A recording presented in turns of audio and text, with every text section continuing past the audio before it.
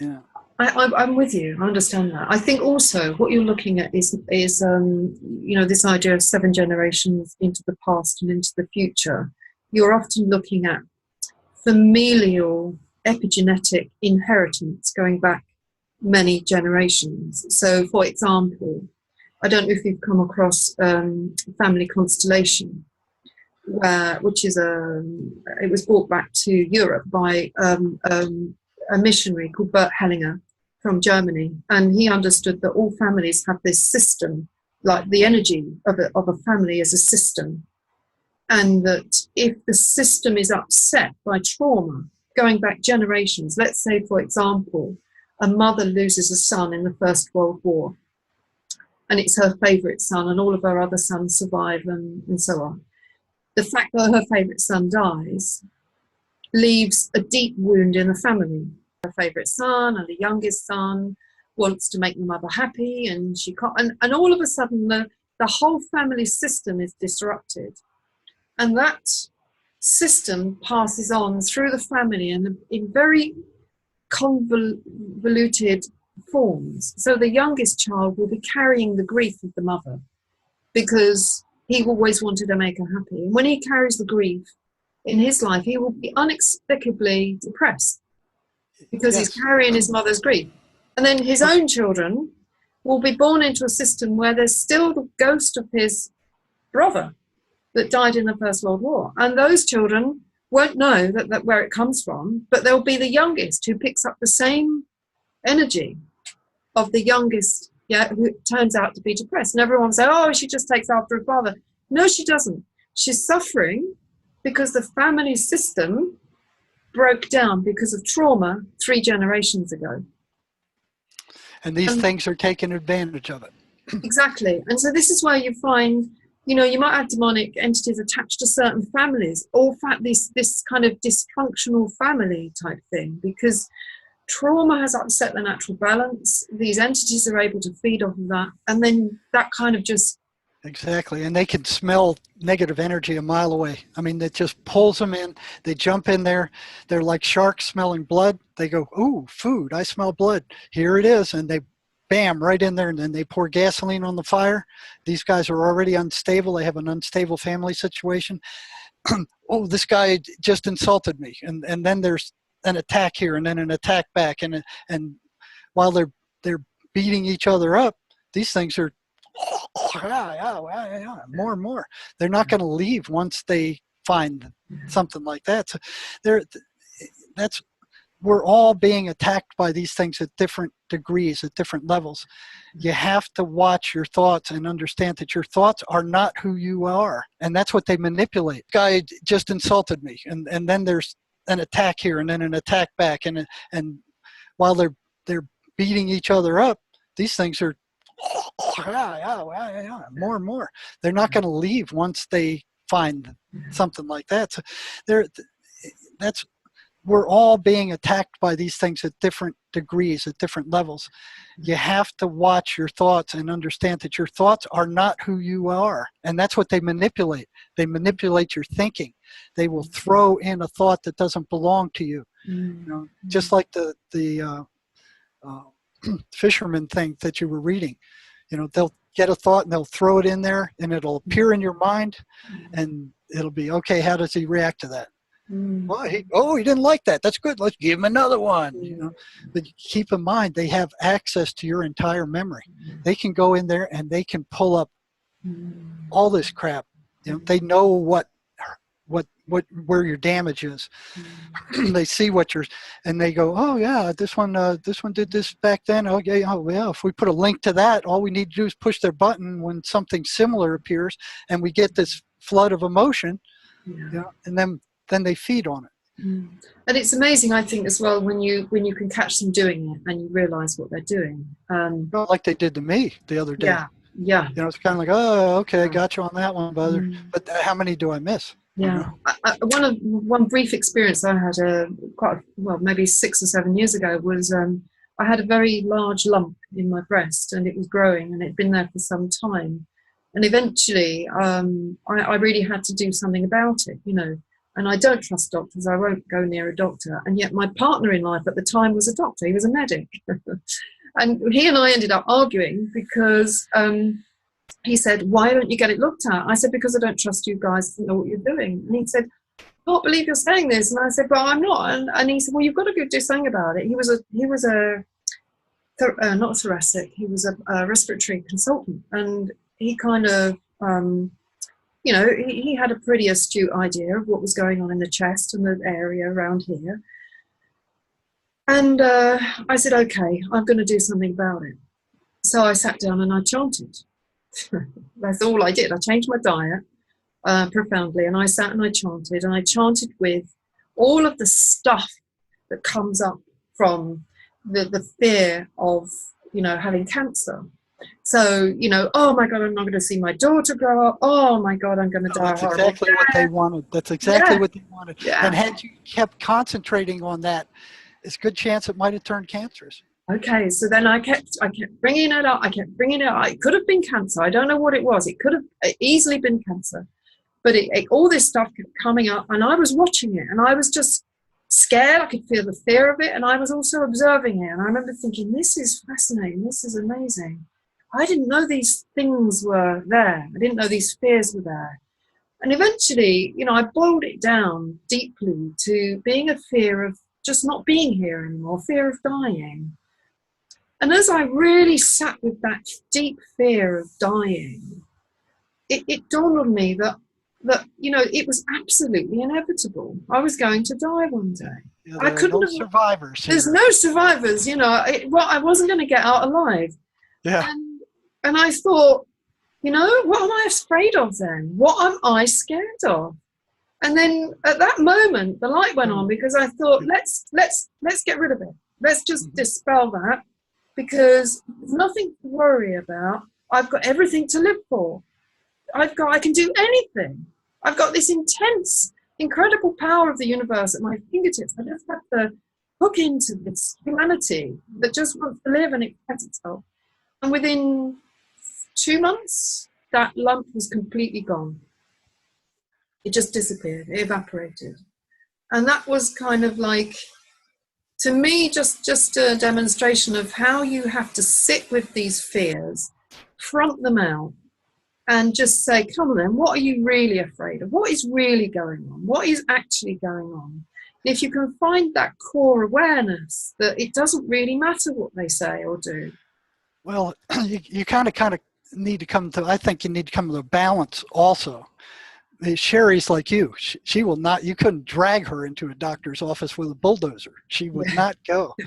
But with me, it was like a couple of weeks before my first Freeman interview, yes. Which was a biggie, because Freeman, Freeman, it's and so he asked me to speak, and just a couple of weeks before, as I was kind of putting all my material together, I was down in Mexico and feeling fine, woke up one morning and my shoulder was just killing me. I couldn't move my arm at all. Mm. And the fellow I was with, I said, hey, this is getting worse. It's not getting any better. It came on very suddenly. I didn't know what was happening. I hadn't injured it. There wasn't any damage that, getting worse and worse. Finally, I told him I have to go back. I'm not going into a Mexican hospital. I have to go back. So got back there and went to the ER and ended up in surgery that next day. It was some kind of staph infection, of all things, that had taken over that shoulder and just exploded and knocked me totally out.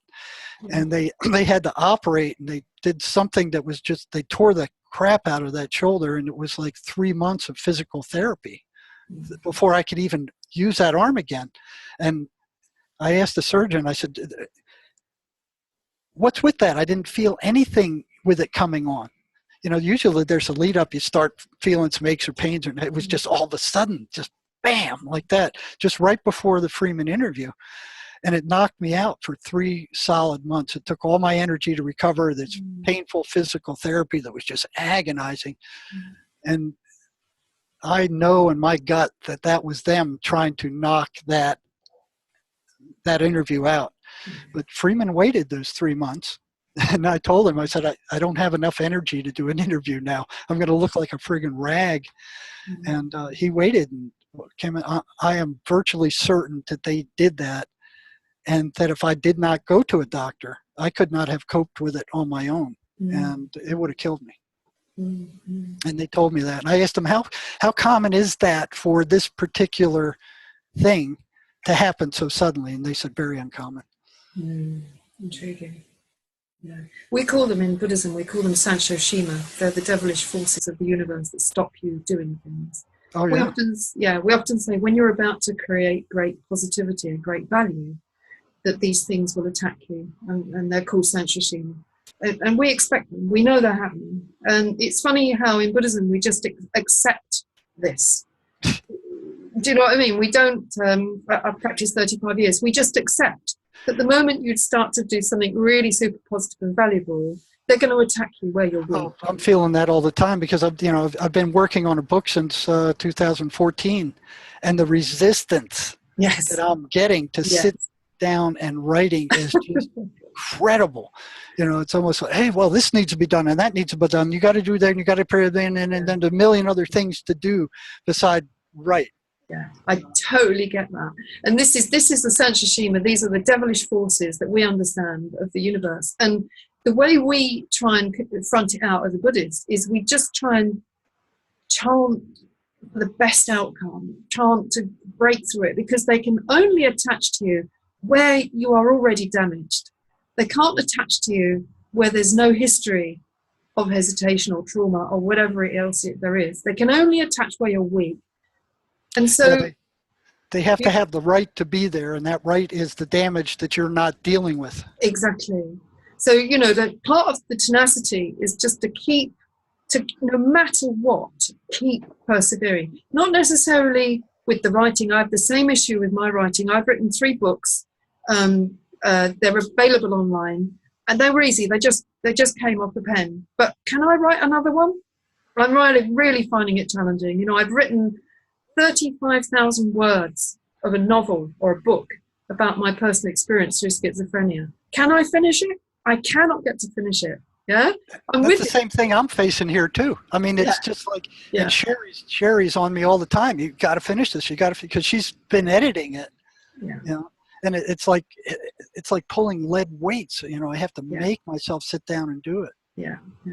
Yeah, so there's a lot of resistance to. Yeah. So it's so much easier to sit down with people like you. Yeah.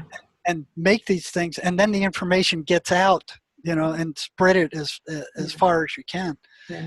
I'm running out of time here. I have an appointment. Sure. It's getting very late, isn't it? Can you just give me a really quick synopsis of the ideal situation to help people recover from schizophrenia? What would, if they're in a perfect world, what would we do?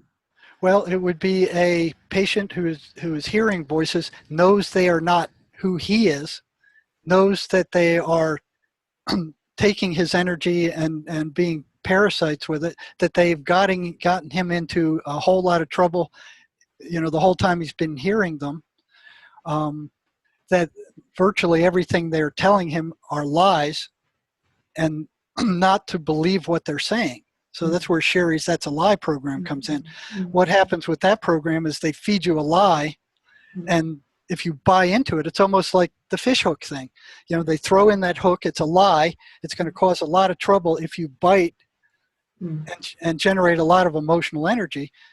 It's just not, don't take the bait. So when you go, that's a lie. What would treatment services look like? How would we treat people? Oh boy, you're getting into here with like a big area with 2 minutes to go. 2 minutes to go, and that's the first why thing. Don't we save that for another time? They have to realize that those voices are not who they are. Okay. There's something different. Like I said, the ones who think that believe what psychiatry says, they're the least likely to recover from this. They're the most likely to come out of a damage. So they have to understand that their voices are not, they're separate from who they are. And the voices will do everything possible to make that person think that those thoughts are his. They belong to him, and that your thoughts are who you are. No, Both of those are lies. Matter of fact, most of the human race believes that their thoughts are who they are, because they don't know who they'd be if they weren't thinking. Okay, So Joe. Eckhart Tolle, it cuts right to the chase of it. You knock out the friggin' thinking, stay in the present, and then they have nothing that they can grab onto, because you're just present. You can't live in the past, you can't live in the future, and these things are trying to constantly get you to live in both of those places and pull in the most rotten stuff that they can and pour gasoline on it, and then they suck off the negative emotion that's generated. They are negative and energetic parasites. Amazing. So, okay, so we're going to close now then. Just tell us how we can get hold of you. What is it you want from people to support you? Where do we find you? Is there a Facebook page or? Well, you got Sherry has a website called keyholejourney.com, where she's dedicated one part of that site under the paranormal section to videos and letters that we get, and she answers some of them. So Sherry, like you, has been an experiencer, but she remembers the battle she had with the voices. They didn't just carry her off. She fought kicking and screaming all the way until finally she did it. So it's keyholejourney.com. Under the paranormal section, you'll see articles and videos. So that's one of the biggest collections. The other site is my Facebook site, which is the presence of other worlds and schizophrenia. That they can reach me there. I've met a lot of interesting people over that site. Okay, well, I'll put the references in the links below so they can go through to you. And there's a couple of other links I'll put through as well. So there's a Hearing Voices forum on Facebook and various other links that I can pull up. And for the time being, Jerry, I think I'm just going to say thank you so much for joining me. And for sharing everything that you've been through and all the technical glitches that we've had to try and get this thing moving. It's incredible.